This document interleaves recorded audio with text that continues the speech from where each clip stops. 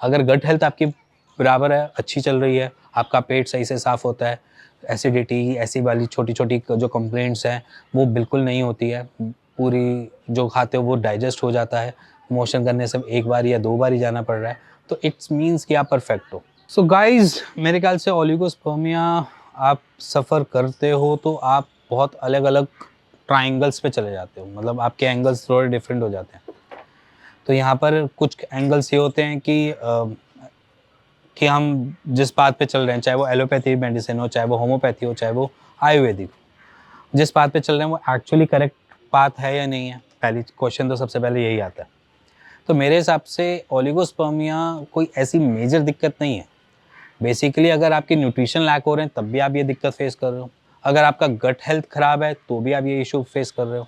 इसी के साथ अगर आपकी डाइट में प्रोटीन, जिंक नहीं है तो भी आप लैक करते हो। इसी के साथ साथ आपकी एक और प्रॉब्लम होती है जहाँ पर हम कहते हैं कि स्पर्मेटोजेनेसिस पूरे इतने प्रोड्यूस ही नहीं कर पा रहा। अब कभी कभार कुछ पेशेंट शायद ये देख रहे होंगे वीडियो तो वो समझ पाएंगे कि जहाँ पर डॉक्टर्स उनको ये कह देते हैं कि आपकी प्रोडक्शन इतनी ही होगी, मतलब कहने का मतलब है कि 10 मिलियन स्पर्म काउंट आ रहे हैं तो 10 मिलियन स्पर्म काउंट ही आएंगे। उन्होंने आपको 3 महीने का मेडिसिन दी, एलोपैथिक में आपको सप्लीमेंटेशन दी है, सब कुछ दिए, बट वहाँ पर वो सॉल्व ही नहीं हो रही प्रॉब्लम। तो वहाँ पर क्या होता है कि वहाँ पर फिर ढूंढना पड़ता है कि क्या दिक्कत आ रही है। बेसिकली क्या होता है कि अगर हम सेलेनियम दे रहे हैं या जिंक दे रहे हैं या प्रोटीन सप्लीमेंटेशन दे रहे हैं, अगर वो हमें आराम नहीं दे रहा तो कोई ना कोई तो चीज़ ऐसी होगी जो हमें आराम देगी।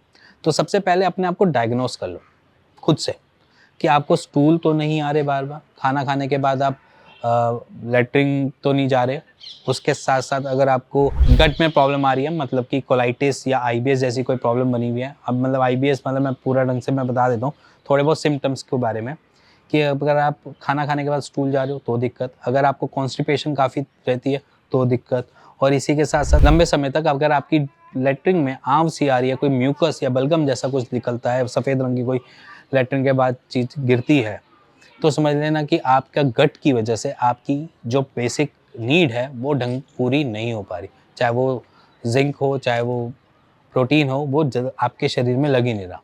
इसी के साथ साथ आप इरिटेटेड रहते हो तो भी ये प्रॉब्लम रहती है।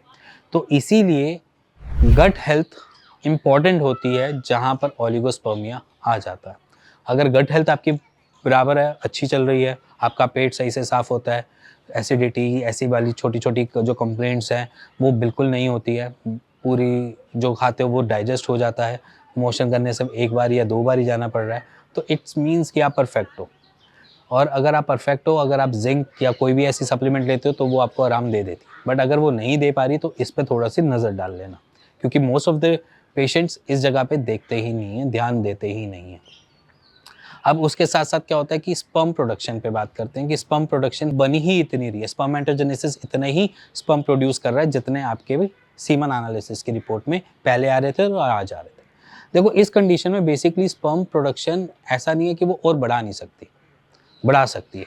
जैसे कि हम कहते हैं कि हमारे आयुर्वेद में लंबे समय से इसके ऊपर काम किया जा रहा है, इवॉल्व हुए जा रहे हैं हम, मतलब इवोल्यूशन आता रहता है, कुछ ना कुछ नई चीज़ों को हम ढूंढते रहते हैं। जैसे हम आयुर्वेद में कहते हैं कि इवोल्यूशन जो है वो आता रहता है, जैसे कि आपने एलोपैथी में भी देखोगे नए नए ड्रग इंट्रोड्यूस होते रहते हैं, वैसे ही आयुर्वेद में भी इवोल्यूशन आता है।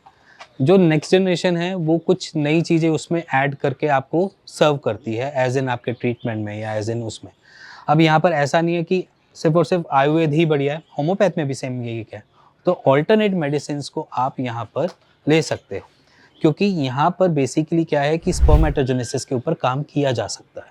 स्पर्मेटोजेनेसिस को एनहांस करके हम स्पर्म प्रोडक्शन बढ़ा सकते हैं। उसी के रिगार्डिंग मैं आपके सामने कुछ रिपोर्ट्स रख रहा हूँ, आप बिफोर आफ्टर देखिए और खुद ही जज कर लीजिए कि क्या बेटर है क्या नहीं। सो आपके सामने रिपोर्ट्स आप देख चुके हो बिफोर आफ्टर, जहाँ पर ओलिगोस्पर्मिया के पेशेंट्स क्योर हुए। तो बेसिकली आप ये ना समझो कि आपका कोई सॉल्यूशन नहीं है, ढूंढोगे तो बहुत सॉल्यूशन है। तो इसी के साथ अगर आपको कुछ भी डाउट रहता है ओलिगोस्पर्मिया के रिगार्डिंग या किसी भी चीज़ के रिगार्डिंग, तो आप नीचे दिए हुए नंबर पे अपनी रिपोर्ट शेयर कर सकते हैं और टीम से बात करके उसका एक राइट सॉल्यूशन ले सकते हैं। इसी के साथ मिलेंगे नेक्स्ट वीडियो, तब तक के नमस्कार।